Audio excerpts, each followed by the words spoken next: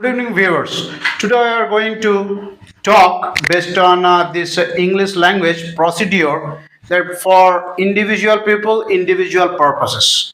So, for individual person, there must be for a reason for which they have the interest or they start growing the interest speaking in English. So, based on this, today we are going to set our motion for the discussion that how a person has learned or how we have learned or how a person will learn this foreign language. To learn a foreign language, you need some impetus. And the impetus may be anything. Say you are very ambitious, you would like to land a very lucrative job. And to get a job in India, you know very well that you need to learn English, especially not only written English, but also spoken English. Because at the interview hall, they will ask you questions in English which you have to answer or you are supposed to answer in English. Therefore, you should sharpen your skill in English. And this impetus will help you to learn a foreign language, that is English. So now there are many people, those who have vigorous queries that whenever we are going to talk common English in public, that English pattern is different. Whenever we are going to talk about in the job sector, that English is different. So is there any concept?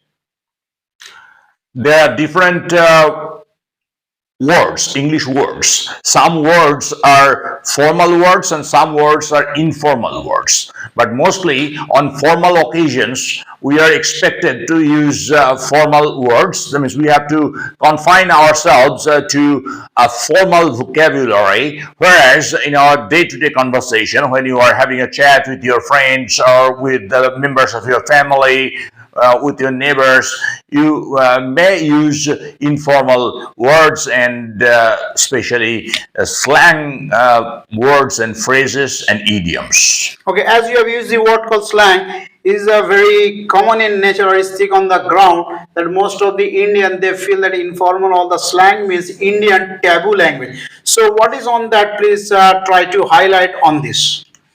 Slang does not necessarily mean taboo. Okay, the words which are used very informally are also called slang words and slang phrases, slang idioms. Now, slang.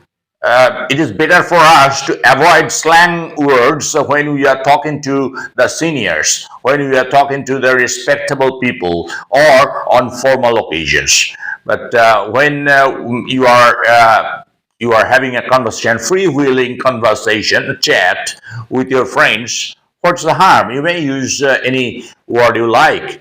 And slang words are also welcome there. Slang words are not necessarily vulgar or taboo words. So whenever you are going to speak official language at that particular point in time, if a person gets a person who is very much frank with him or who is very much close to him, maybe the person is senior to him, that doesn't matter. But at that particular point in time, the person can use those slang or the informal words.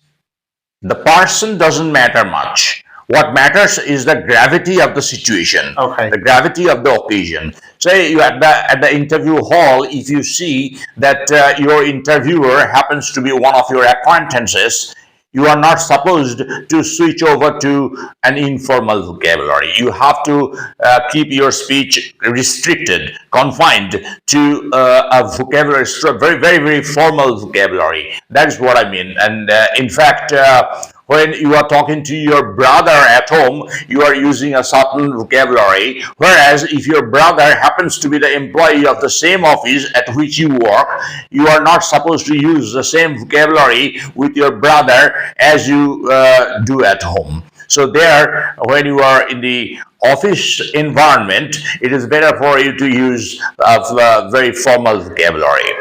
In general, whenever a person come across with a person at that particular point in time, how can it possible for the person to fathom the fact that whether the person can use with the person the formal or informal words? If that person happens to be a stranger, if absolutely unknown. So always I advise my students to start the conversation in a very formal way, very, very formal way, if the person is a stranger, because you do not know the depth of his knowledge. You do not know whether he is quite conversant with formal, informal English or not. So it is better for you always to start the conversation in a very formal way. So, is it at all necessary to measure the depth of the person's unawareness or the awareness whenever, especially, we are talking with the strangers? When I'm talking to a stranger, I'm not, of course, an examiner. So I'm not going to examine what sort of English he speaks, but I'm going to simply see whether he uses very formal vocabulary or informal vocabulary. If I see that he is beginning to use very informal words, very colloquial words, then I may also use. And it is useless for me to, it is pointless rather, to find fault with him. It is the habit of some of the people to find fault with others, but the main purpose of a language is to express your thought. If you can express your thought successfully, even if there are a few minor grammatical errors, it doesn't matter, because functional communicative method in fact requires you to put across your idea in a certain language, and that if that be the mother tongue, then it is all right. If that happens to be English, then also all right. Say you, when you speak your mother tongue, do you always speak grammatically correct sentences? Of course not. So in our country, when we speak Hindi or some other local languages, we do not pay so much minute attention to the grammatical nitty-gritty. Why? Because just the main purpose of speaking is to get my ideas across to you. It is not that I have to speak a very spotless language, unblemished language, and it is also not necessary for me to assert my knowledge by using some very abstruse words. Okay. Now, there is a very common nature that there are some people, they feel that whenever a person is academic English, if he is very much good at, if academic way, if a student is scoring very high in the examination, they feel that they have much more knowledge and equally they can be flexible in speaking also. So is there any correlation speaking English and the academic English? Because earlier also we have posted a lot of video session in our, so on that bit if we discuss, so I feel that the commoners will be much more flexible. I should advise you not to get into any sort of competition with A anybody. competition, not it's just an idea to gain. Yes, so say somebody has scored 80% in the examination, in especially the English paper. It does not necessarily mean that that person is a better speaker than you. Now, speaking is a skill. So if he develops that skill, it is all right. In spite of having scored only 30%, you may be a better speaker because you have simply sharpened your skill in spoken English. Just because this question I put it based on a particular one ground that most of us in our society has this tendency. If a person is a very good scorer in the examination, especially that is the English paper, that means they are very good at English.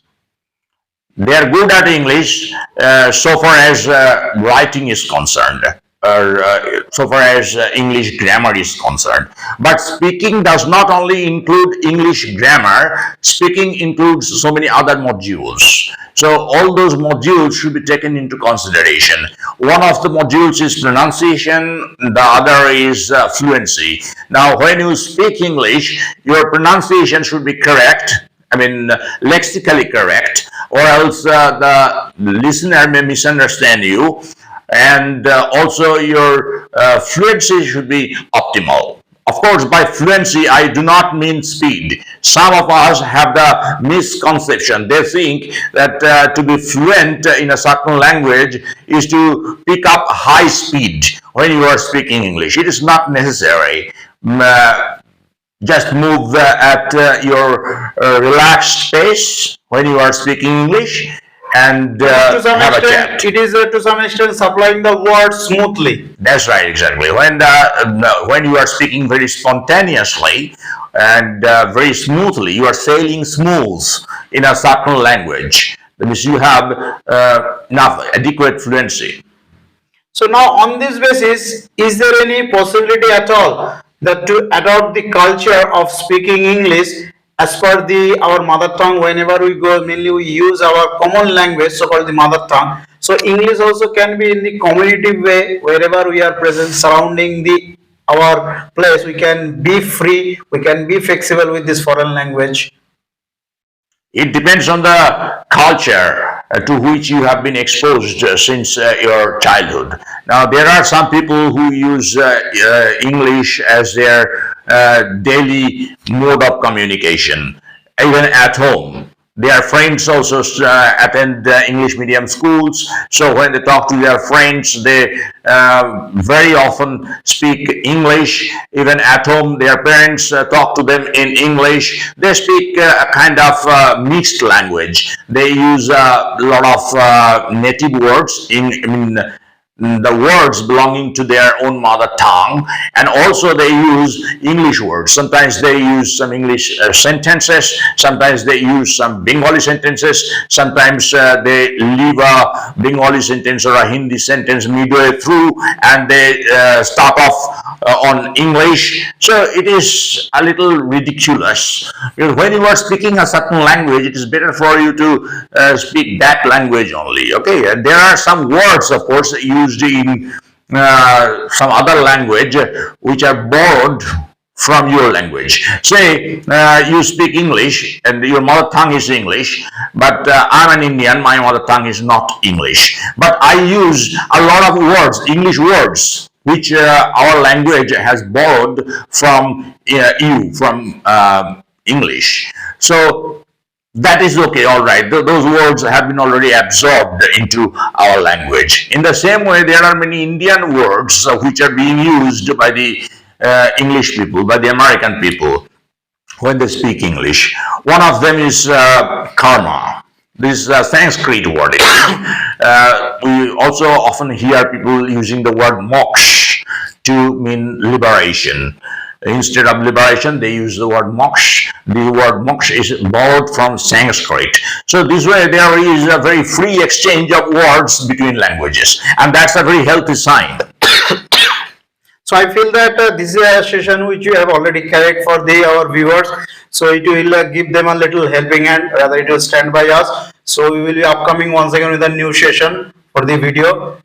Learn as many words as you can, okay? That is going to be your weapon when you are speaking English. Instead of wasting time over grammar. Grammar is important. I'm not saying that you should ignore grammar. Learn grammar as much as necessary.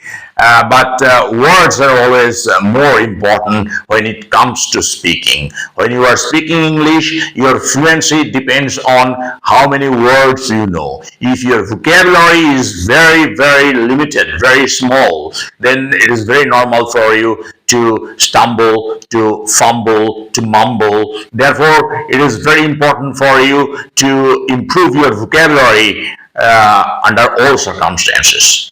Thank you very much. If you have not yet subscribed to our channel, please do subscribe, which will help us enormously. But yes, please. And press the bell icon, please. Yeah, of to course. Get a more notification. That's right. As soon as we upload the video, you will get the notification. Okay? See you again in the next session. Bye-bye.